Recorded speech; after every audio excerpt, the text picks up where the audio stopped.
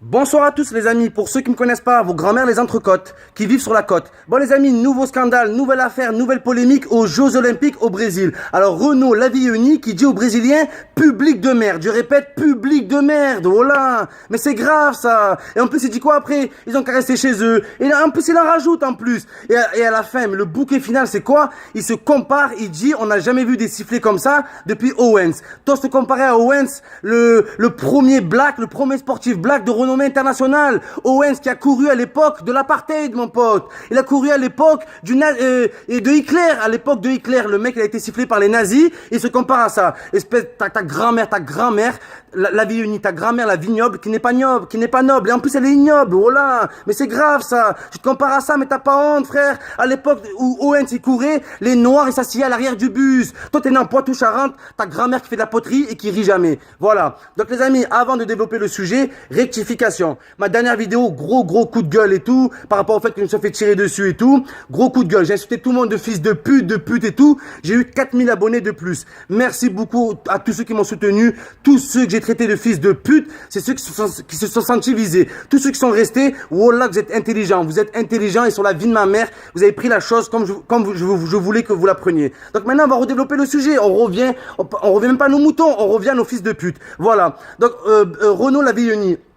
Alors en fait, je vous fais l'histoire. Donc le mec, déjà, il fait du saut à la perche. Il fait du saut à la perche, le mec. Le sport le plus inutile du monde. Voilà. À quoi ça te sert dans la vie de faire du saut à la perche? Je comprends pas, mon frère. Un jour, t'arrives pas à monter un mur. Tu prends ton bâton, tu sautes le mur. Il sert à rien, ce sport. Quand t'étais jeune, la prof, elle te disait, Renaud, tu veux faire quoi quand tu seras grand? Tu disais quoi? Du saut à la perche? Mais arrête, mon pote, c'est pas crédible. Donc, c'est même pas ça, c'est même pas. Pourquoi je veux parler de ça? Je veux parler du rôle des médias dans cette histoire. Du rôle des médias. Renaud Lavilloni qui dit public de merde au Brésil. On lui dit Wellou. On lui dit rien du tout. Les seuls moments où les médias ont parlé de lui, c'est quand il s'est excusé. Ils ont mis en avant son excuse. 2 heures après, direct après, les journaux, en fait, les médias ont parlé de sa polémique au moment où il s'est excusé. Sinon, ils en auraient jamais parlé, ces fils de frites. Voilà, mais c'est grave, ça. C'est grave. Et si Benzema, en 2014, aurait dit au Brésil, après l'élimination contre l'Allemagne, si Karim Benzema aurait dit public de merde, on aurait dit quoi? Que c'est un dealer, c'est un caïd, que c'est un musulman radical, c'est un salafiste. Voilà, qu'on aurait dit que de la merde sur lui, bande.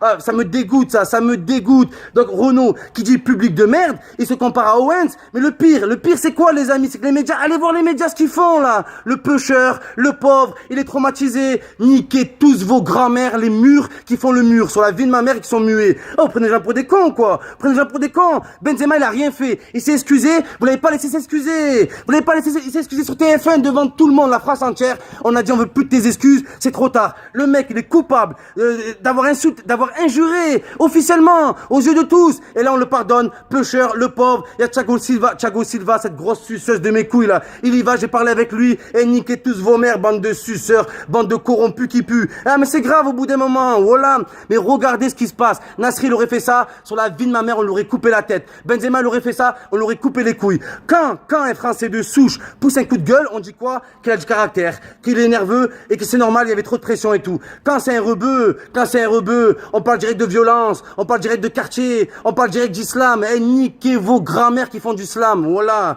Vous cassez les couilles. La mec, vous cassez les couilles. Même Koscielny qui est inconscient, le type. En Ukraine, au match aller, où on perd 2-0. Le mec, il met une tarte à un joueur. J'en suis sûr, vous le savez même pas. Il a giflé un joueur. Il a pris un carton rouge. Qu'est-ce qu'ils ont dit les médias? La vie de ma mère, ils ont dit quoi? C'est normal, Koscielny a pété les plombs parce que les Français étaient nuls. Oh, mais sur la vie de ma mère, oh misère de misère, voilà. Je suis seul ou quoi? C'est pas possible sur la vie de ma mère. Je suis pas seul à le penser. Il y a lui qui le pense. Vas-y, viens leur dire. Mais la mec, il y a personne, c'est pas vrai. Voilà qu'il y a personne. Donc voilà. Donc même, je vais vous parler des Jeux Olympiques en général, parce que j'ai pas fait une vidéo dessus. Là, ils sont bien beaux, ils nous mettent les Français en avant, et les Français, ils sont là, ils sont glorieux, ce que vous voulez et tout. Je vous rappelle que deux Français ont été condamnés par la justice à la prison par sursis, frère. Karabatic, ta grand-mère qui fait du karaoké et qui aime le hockey. Condamné par la justice, le mec. Il aurait pu prendre la prison ferme, il a volé les impôts, il a volé votre grand-mère, il a volé la France, mais non. Ah là, c'est pas grave, là. Il y a pas assez d'argent dans le handball, c'est normal qu'il trafique les comptes. compte. Le mec, il a arnaqué la française des jeux, The Bee, la française des jeux. Il a arnaqué avec sa femme. Le mec fait les JO, il est là, il sourit, il est bien content. Benzema, il a rien fait du tout. Il y a eu un non-lieu. Et même quand Benzema, il y a eu un non-lieu il y a pas longtemps, là. Il y a eu un témoignage comme quoi il avait rien fait. Les médias, ils en ont parlé pendant 1 heure, ils en parlent plus. Donc pour le condamner, ils en parlent pendant 6 mois. Et pour l'innocenté, ils en parlent pendant 1 heure. Vous êtes vraiment des hypocrites croisés avec des hippopotames. Mais c'est grave, qui font du tam-tam en plus. C'est grave, c'est gravissime. Donc voilà, donc je vais vous parler des Français au JO. 2 Français sont condamnés et ils participent au JO. Après, il y a la Française, la Karen, je sais pas quoi. La meuf, elle fait le 10 km libre en natation.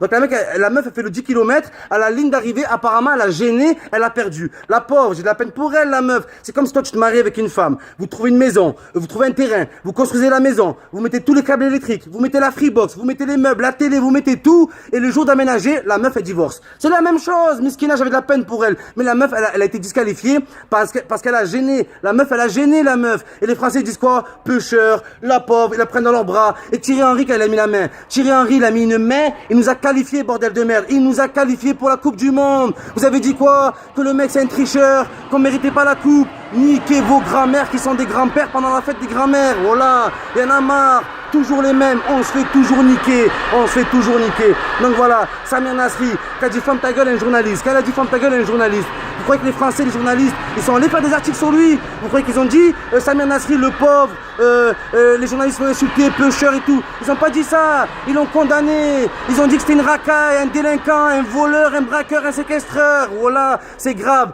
Les 2 dernières fois où la presse a parlé de Samir Nasri, cet été, les deux dernières fois ils ont parlé de la presse, c'était pour dire qu'il avait niqué une mineure de 17 ans, la fille de Richie, et la deuxième fois, c'est il y a pas longtemps, quand Pep Guardiola avait dit qu'il avait un surpoids. Les 2 fois, ils ont parlé de Nasri, et là, Guardiola a dit que Nasri, qu'il était impressionné par les talents de Nasri. Plus personne n'en parle, mais plus personne n'en parle, bordel de merde, voilà. Donc au JO, on est là-bas, on fout la honte, voilà qu'on fout la honte là-bas. On est des mauvais joueurs, on est des mauvais perdants. L'autre, il était sûr de gagner le champion du saut à la perche, sa grand-mère, c'est une perche solaire sur la vie de ma mère. Donc le mec, il était sûr de gagner. Ouais, vive la France, vive les Bleus, le cœur, la politesse, le respect. Quand il perd, ça envoie des publics de merde, niquez vos mères. Et là, vous dites quoi? Ah, c'est un rebelle, pêcheur. Là, regardez les titres, ils disent quoi? Il est sur le podium en larmes. Niquez vos grand-mères, les larmes qui utilisent qui vont se prendre des coups de lame, voilà. Mais c'est grave ça, c'est gravissime sur la vie de ma mère. Il n'y a pas que ça.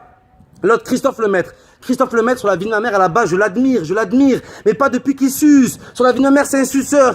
Avant-hier, il regarde la course de Usain Bolt, il commente la course de Usain Bolt. Qu'est-ce qu'il fait, le mec? Alors, pendant qu'il commente la course, qu'est-ce qu'il dit, Christophe Lemaître? Ah, mais c'est illégal, c'est injuste, il est trop fort pour nous, il est trop fort. Mais ment aux Français, remonte-nous le moral, on en a besoin, on est en guerre, bordel. Remonte-nous le moral, fais semblant. Dis, je vais gagner, dis, je vais tout faire pour gagner. Là, tu fais la pute, tu dis que t'as aucune chance, t'as pas honte. Moi, je sais pourquoi on l'appelle Christophe Lemaître. Sur la vie de ma mère, je sais pourquoi. Parce qu'il arrive toujours à 1 mètre de Usain Bolt. Toujours 1 mètre d'écart, le type.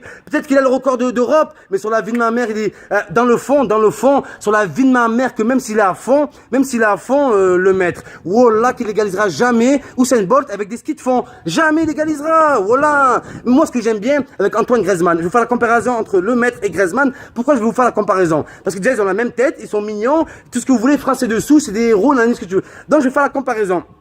Ce que j'aime bien avec Griezmann, il a des yeux bleus, un petit sourire, une tête d'ange, mais voilà, qui baise la gueule à tout le monde. Il suce pas, ce mec. Qui a l'Allemagne en face, le Brésil en face, et Usain Bolt en face, il s'en bat les couilles sur la vie de ma mère. Il fait semblant, il sourit à tout le monde, mais c'est un putain de diable au fond. Il est là, il veut que marquer des buts. Voilà, on veut des mecs comme ça en France. On veut des mecs comme ça. Regardez ces athlètes, c'est même plus des athlètes, c'est des athées. Pourquoi c'est des athées? Ils croient plus en rien. Ils croient en aucune coupe, les types. Voilà, en aucune coupe, ils croient. Ils sont là, ils sont là-bas en vacances, ils sont en vacances. Donc voilà, donc la meuf qui est dans la natation, Karabatic condamné, mais si Benzema aurait fait tout ça, miskin, qu'est-ce qu'on lui aurait fait?